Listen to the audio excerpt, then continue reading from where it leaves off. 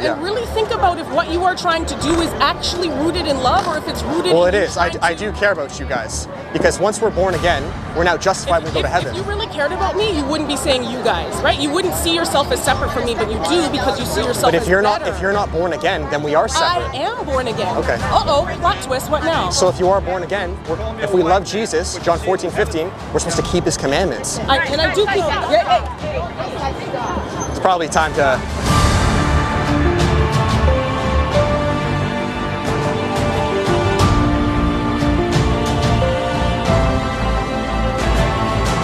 So what is the conversation then? I don't want to be on the mic. I'm trying to have. I'm not trying to talk. No, but I can speak into the mic because it's my mic. Can, but yeah. So that's why I choose to. Okay, that's fine. So that's fine. I'm saying that if we're all down here, minding our own business, having our great gay ass time, you don't need to be on here evangelizing in this way because it's that's illegal. It's okay. It's okay. I'm no problem. I got this. To this person, not to you, right? And so you don't need to be doing that sort of evangelical bullshit because it's judgmental, right? And it's actually flying right in the face of the message that you are trying to. When you're done, I want to respond. When you're done, I want to respond. Can I respond? You jumped in to tell me that you're going to let me talk? Okay, go ahead. Well, I was trying to be polite. Consent about recording. So I'm helping you. I'm on your side. Right, you're in my ear also. I know. Did you give him consent to videotape you? We're in a public area though. Can I? So let me. So he's in trouble. I'm trying to answer you. So I understand. I completely agree. It does sound very judgmental, but I just want you to view it from my perspective, right? If I had people who were close to me into homosexuality, if I was let me finish. If I was a big fornicator and idolater just a few years ago, and I knew that the wages of sin is death, wouldn't you view it from my perspective as the most loving thing to do? As someone who was raised in the church, I know, but I can give you the verse though. Matthew 5:28. What I understand is that a lot of what you are saying is baseless, and it's like you're taking little tiny bits of the Bible in order to further a super hateful agenda that actually doesn't align with the teachings of Christ, who says that I am truth, I am love, right? And that he loves everybody. He does. On the cross. So if that's the end of it, then all you have to do is mind your own business, whatever. But I agree, but love is also not tolerance. Jesus would tell people in Luke 13:3, repent or perish. He would also say, take the plank out of your eye before you... Right. Exactly. So you don't need to do any of that because you are certainly not speckless, right? Because you're certainly not perfect, so you can just shut I got it. Well, it's because I'm born again though. And once we become born again... But once you're born again, you're still not perfect. You have to work every day. No. It's a one and done deal. And you're still not supposed to be judgmental, even when you're saved. Eternal life. Well, there also is John. Why are you talking? It's okay. I got this. Don't worry.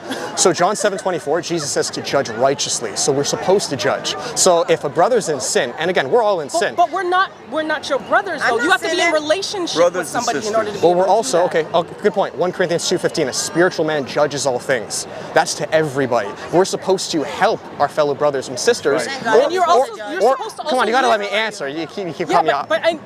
But just in the same way that you finished my sentence before and you jumped in to tell me that you were going to let me finish, I'm going to jump in to tell you that what you're saying is bullshit. But it's not though. But it is though. So what verse is it BS? Because we go by the Bible. So what verse would make it BS? Because our greatest commandment is to love God and then love our neighbors ourselves. So if I genuinely love you guys... So my point is that you are taking bits and pieces of the Bible and you are not reading it in context and you are not giving it in the context of love, which is all that Christianity is supposed to be. You are supposed to, as a Christian, as a Christian, you are supposed to be living your life. You are supposed to be a living example of the Bible that you are quoting. Yeah, amen. And right now, that is not what this is. So what if someone is, let's say their house is on fire, But let's just talk this is about real. what you're doing. Let's not talk about burning houses. Come on, you got me. Shut up. Go ahead. If someone's house is on fire, it's okay. Just ignore it for a second. It's okay. Just ignore it for a second. It's okay. I got it. So it's okay. It's okay. It can get violent if you want it to. It's okay. It's all right. You're gonna beat me up. Let's just chat. We're not with them. We're not with them. Now you're antagonizing people. Please just ignore. And let's go there. No, please just ignore. I'm willing to talk to you, but if this person talks to me one more time, I'm not with him. Okay, then tell him not to. Okay. I'm saying just if you can, please ignore because I can't control him. So what I was saying is you're right. I keep sinning. We're all going to keep sinning. But once we're born again through Christ, which is accepting Christ into our heart, he begins. Sure, but just one sec. He begins to clean us very slowly. So I was a massive fornicator. I was a massive porn watcher. Maybe I wasn't in homosexuality. I had friends who were, but in the eyes of God, all sins are equivalent. you know that there is nowhere in the Bible that says that homosexuality is a sin? There are places. There are literally no places. If you want to go Sodom and Gomorrah, that is a story about hospitality. That is not a story about sexual fornication, because there's no way that you can say that story is saying that homosexuality is a sin, but rape is okay. You can't tell me that's a story rape's about... not okay at all. Exactly. So the story is actually about protecting strangers. It's about protecting strangers when they come into your neighborhood. Because there are many places. There's Leviticus, there's Romans, there's Corinthians. I'm talking about Leviticus. I'm talking about this particular one story. Sure. So those sorts of examples, Christians love to take it, especially Christians who have learned Christianity really through the lens of like colonization and dominance, and not like emancipatory or revolutionary theology, where we're actually talking about freedom and love. What you are learning is about how to tell other people that what they are doing is wrong and that you are actually superior to them. And I understand that because I was indoctrinated in that too, but like thank God I got free. And I can still love God, and I can still love creative, and I can still love people, and I'm not going to go around telling them beware of the hellfires, especially on a day when we are trying to exercise freedom and we are trying to live beyond that. Do it on a different day. Do it somewhere else. Don't do it here. It's hateful. You know that. But that's subjective, do it though. On a the Bible day. Can I answer? Do it somewhere else. We do it everywhere else. This is the one time I've done this year. Okay, but if we love all of our neighbors, we're commanded in Mark 16:15 to go to all the world and preach the gospel. You guys aren't exempt. And if you are not welcome there, dust off your feet on the way out and leave. That's the same story. But right? I may not be welcomed by you. Stop. But you haven't given me any verse. You're just using anecdotes. I've given you every single verse. I don't need to give you every single verse of the Bible, because I am telling you that what you are doing is taking one verse out of context and using that as a weapon. And I am telling you to read bigger, broader, deeper, more thoughtfully, read with love, and really think about if what you are trying to do is actually rooted in love, or if it's rooted in... Well, it is. I do care about you guys. Because once we're born again, we're now justified when we go to heaven. If you really cared about me, you wouldn't be saying you guys, right? You wouldn't see yourself as separate from me, but you do because you see yourself as better. But if you're not born again, then we are separate. I am born again. Okay. Uh-oh, plot twist, what now? So if you are born again, if we love Jesus, John 14:15, we're supposed to keep his commandments. I do keep... It's probably time to... I told you don't record. I told you. Well, we tried. In Jesus' name, amen. I'm going to chat with them. It's okay. I got it. Just stay safe, man.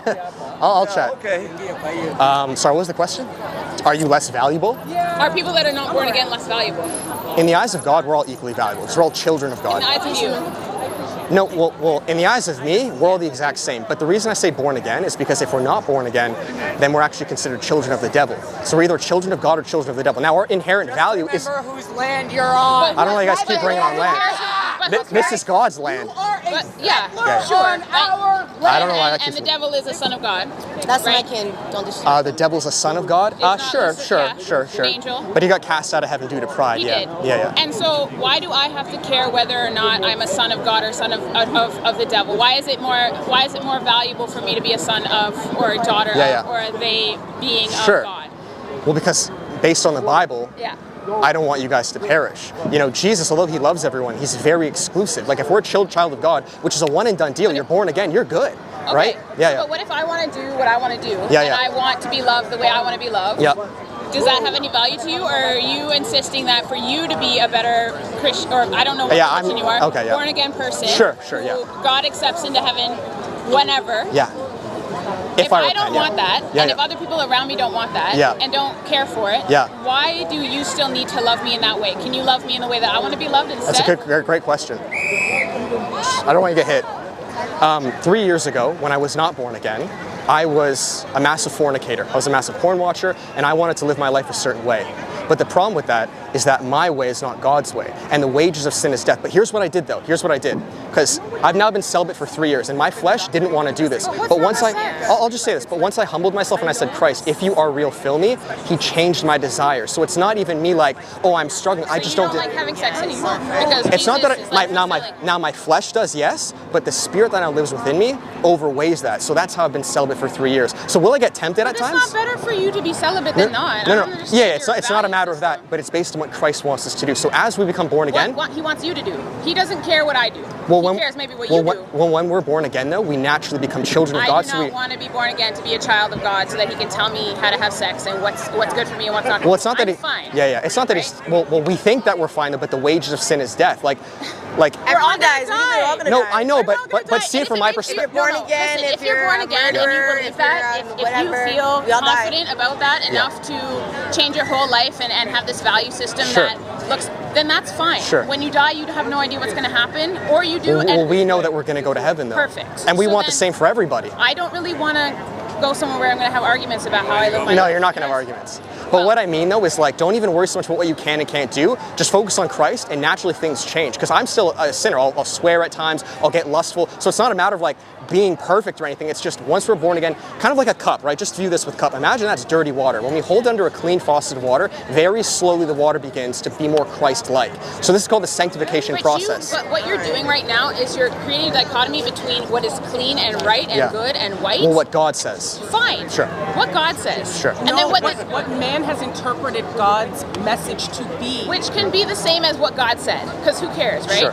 Whether we don't really know what God said. Or you can say based on the Bible, we do, yeah. But the Bible is a written word in a bunch of languages by people.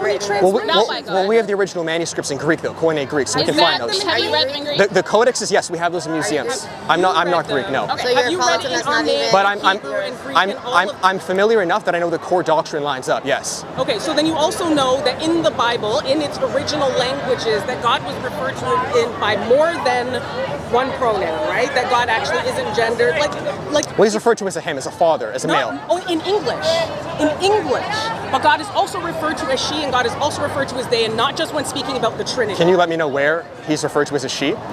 Because I've never heard that before. Like, if you're making a claim, though, just give me a verse if you're making a claim, right? What we're not doing right now is going verse for verse. I already told you I don't have the verse numbers written on my. Well, I'm not trying to be confrontational with you guys, by the way. I know.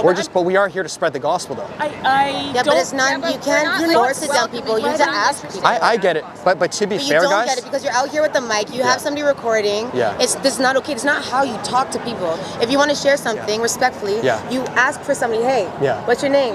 Can we sit down and eat? Can we break bread? Oh, he's just recording me. He's recording me. We also do this for safety too, because I've been assaulted many times, so I actually have to legally I have to do this. You're willing to come up in my space. No, we were preaching. You guys respectfully came up to our space. Understand this space right here. That's first of all, right now, it's indigenous space. Second of all, what does that have to do with Jesus? You listen. You need to listen. Go ahead. You need to listen. Not everything that you think and know is correct.